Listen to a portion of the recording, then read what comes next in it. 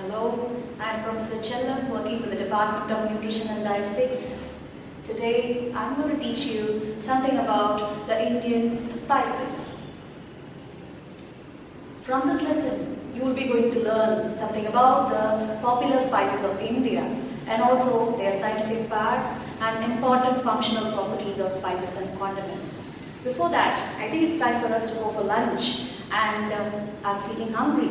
Obviously, it's quite natural, but a spice can make you hungry even at your night. That is the speciality of spice. That is why this lesson today for you. Hope you will enjoy this lesson.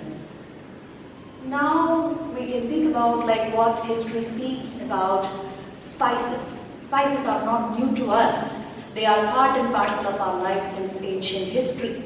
Ancient history speaks that we treated spices as gold, we treated spices as medicines, and we used it for preservation, and we used it for even cosmetics. Till now, the same purposes are filled by the spices and condiments in our country. And apart from that, history says that many of our Indian queens, they have used lot of spices for their regular day-to-day activities, maybe like a cosmetic or like a perfume, etc., etc.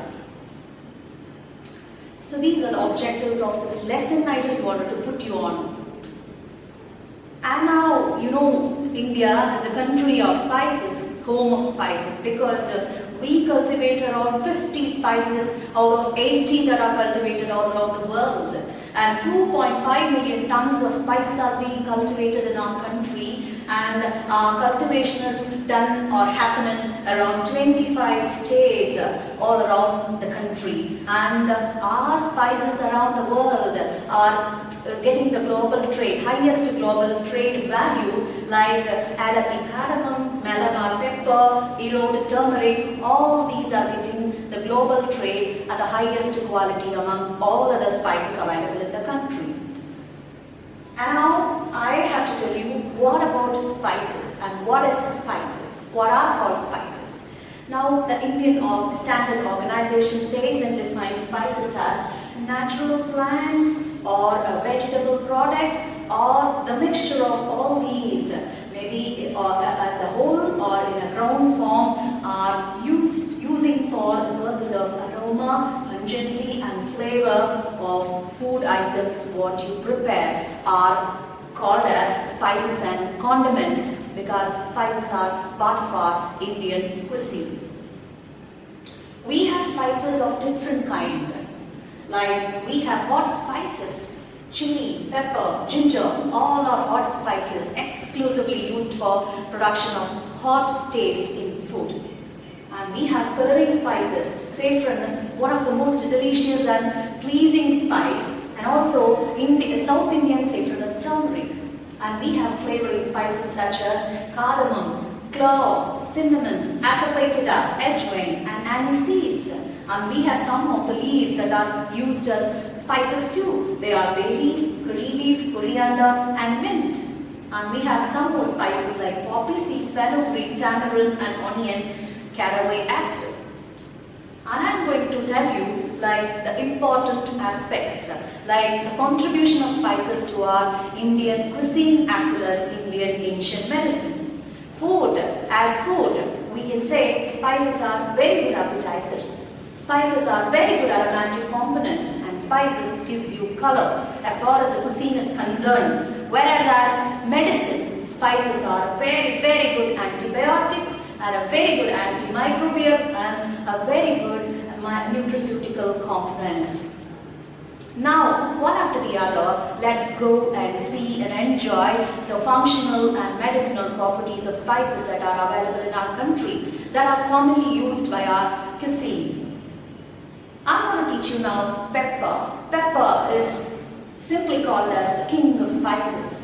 The reason why is pepper is cultivated abundantly in southern part of India, as well as it is consumed by all around the world in all types of cuisine. If you take Chinese cuisine or continental or Indian, South Indian, Ceyloni cuisine, all are abundantly consuming or utilizing pepper as one of a major spice. That is the reason why the name called king of spices. And the native of pepper is actually Malabar, and our ancient Aryans considered pepper as one of a powerful remedy for dyspepsia, malaria, delirium, tremor and hemorrhoid. They treated pepper as one of a very important medicinal component. The ancients generally used to have it as an aphrodisiac component. And this can increase your appetite by secreting more hydrochloric acid. So you can recommend or you can add pepper in all foods that are prepared for the children who are feeling not much hungry. To make the children feel hungry and to eat more, you can add pepper, sprinkle pepper and salt along with their diet regularly. And pepper is a very, very good medicine for cough and cold. It was practiced since Ayurvedic period and still now it is being consumed. And pepper is a very good respiration relaxative component which contains certain chemicals like that can relax your pulmonary function, especially in the condition called asthma and whooping cough. And it's an overall healer of your body. Generally, pepper is a very, very good medicinal component. And now let's see the chili. Chili is a very beautiful vegetable when it is green in color, and it's a very beautiful spice when it is dried and red dried ones. Both are very good spices. Chilies are actually part and parcel of our recipes and cuisine nowadays. Even though it is part of our recipe, like it can offer so many medicinal properties just because of the components called capsaicin, capsaicate that are present inside it. And these are all very good antioxidants, and chilies too are called as anti-inflammatory. And these can control your disease and these can control your allergic components. And chilies too have got the control over your respiratory system and it can boost up your immunity. Naturally, chilies are calcium rich. But the consumption, the quantity of chili, how much we consume is very less. So you can't get much amount of calcium because you're not going to consume more amount of chili. But anyways, you can get all the nutraceutical properties of chilies in the form of like a very minimum quantity, even if you consume, right? The important component called endophrine, which is present inside the chili, is a very good painkiller. In those days, in ancient medicine, chili used to be added or coated over the wounds in order to control pain. It was like a very good painkiller, like how we add some, like we have some painkillers, what we have it in the form of tablets. Now the ginger. Ginger is another rooty vegetable which is a very good spice that contains a beautiful component, chemical component called gingerol. Gingerol is a very, very scientifically proved painkiller, anti-inflammatory, anti-nauseatic component. This can be incorporated in the diet of a pregnant mother during her early months of pregnancy in order to protect her from nausea, early morning sickness. And another important scientific result shows that ginger can control your blood sugar too. So you can recommend ginger in the diet of a diabetic person too. And it's a very good dietitian enhancer, and it also can enhance your appetite. And turmeric. Turmeric is a coloring spice which can contribute so many cookery purposes in South Indian cookery. And apart from its cookery purposes, it has got a very good functional property called liver function improvement. Your liver function is actually, liver enzymes are important for digestion, and also liver chemicals are important for detoxification. So liver is a very good organ for both maintaining your digestion as well as your toxic detoxification process. So both can be performed by the component curcumin, which is present inside the turmeric. And turmeric is also proved in several scientific studies that they are curing Alzheimer's disease, cancer and arthritis during old age. And it's a very good burn healer and wound healer, and it also is used for inflammatory bowel disorders. And ajwain. Ajwain is one of a very, very aromatic component that has got the components called thymol, cynin, xylene. These are actually very good soothing agent, abdominal pain reliever, and they've got so many nutrients like protein, fat, minerals, vitamins, and antioxidants. All these components put together make ajwain a nutritionally rich food too.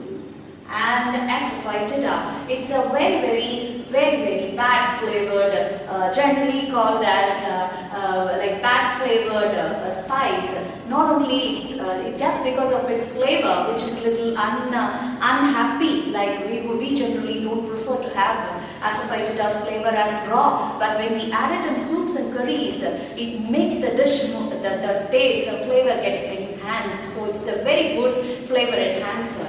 Apart from its cookery use, it can contribute several clinical solutions. Like it can control constipation, it can lower blood sugar, and it enhances the digestion of the baby's stomach, and it is very good against viral infections. So during fever, you can add soups along with, you can sprinkle some amount of asafoetida powder on soups, and you can make the patient gets consumed. And it's a very good pulmonary relaxant. And cumin seeds, these are very much similar to your anise seeds. These are all flavoring agents. This can be added along with pepper in all recipes, most of the recipes of South Indian cuisine. This is a very good digestion enhancer. It can reduce the bloating of stomach. For children in Indian medicine, we used to give cumin seed water to enhance the digestion as well as to improve the appetite, and it's a very good blood purifier, and it can also control diarrhea, and regular consumption of cumin seed water is very good for viral infection and inflammation. And anise seeds, these looks like cumin seed, but the flavor is exclusively different from cumin seed. It contains two components called anethole and phytoestrogen. These are very good source of copper, potassium, calcium, manganese, vitamin C, and selenium. These are very good blood sugar regulators and diaphoretic components. These can also relieve constipation, and these will take care of your intestine very well. And clove is one of a beautiful spice, which is like the florets of cloves contains eugenol. That eugenol is a very good dermoprotective component, and it can even control your respiratory and reproductive tract infection, and this one also improves your digestion. And your cinnamon and cassia, these are two barks which are naturally collected from the tribal region, and these can enhance the flavor of all your curries, your pulavs and biryanis. And apart from its flavoring importance, they are very good antioxidants. They are very good anti-inflammatory products, and they can even control heart diseases too. These are scientifically proved, and they can control your blood sugar level and also your blood cholesterol level within 20 days if you consume. This is scientifically proved because they contain a component called cinnamol and cinnamaldehyde cineol. Garlic is a very good anti-cholesterolemic spice. White in color, still very pungent in flavor, but when you add it in diet, you will get so much of magic that is contributed by the chemical compound called allicin, disulfide, and S-cysteine. These are very good hypocholesterolemic agent, and garlic has got the potential of relaxing your blood vascular circulation, and also it can clear your blood clots inside the arteries, minor arteries. Now, finally, bay leaf and mustard leaves. These are very good spices that are dried and available in the form of spice. These are also very good digestion enhancer and can produce no amount of phytonutrients. And coriander, curry, mint leaf, all are very good, pretty in color, very good mouth fresheners, and they can also offer more amount of hypocholesterolemic effect and very good mouth freshener, and it offers high fiber in your diet. And fenugreek is a very good source of fiber, and it is a very good hypocholesterolemic agent. It contains chemicals like diisogene, yamogene, chitogene, triogene, and neotigogens. All these are clinically proved that they can reduce your blood sugar, they can reduce your blood cholesterol level, and they can prevent you from cardiovascular issues. Finally, the spices can be consumed in, you can enjoy your spices in your diet with adequate amount, but some spices, when you have it in excess amount, they can cause like crystallinuria, that is, they can cause stones in the kidneys, and they can cause even miscarriage and gastric ulcer. Like nutmeg is little dangerous when you have it little extra. Mustard has got the tendency to produce ulcer, but if you reduce the consumption, you don't need to worry that nothing is going to happen. So to conclude, I can say that spices are very good aphrodisiacs. They are very good intensifiers, very good stimulants, very good energy boosters, and they are very good emotion boosters and breath fresheners, and they can jump yourself into a lot of feelings, and they can trigger your creativity, and spices can stimulate your blood flow. So, make your life happy by having a cupful of spice juice. Thank you so much for patient listening.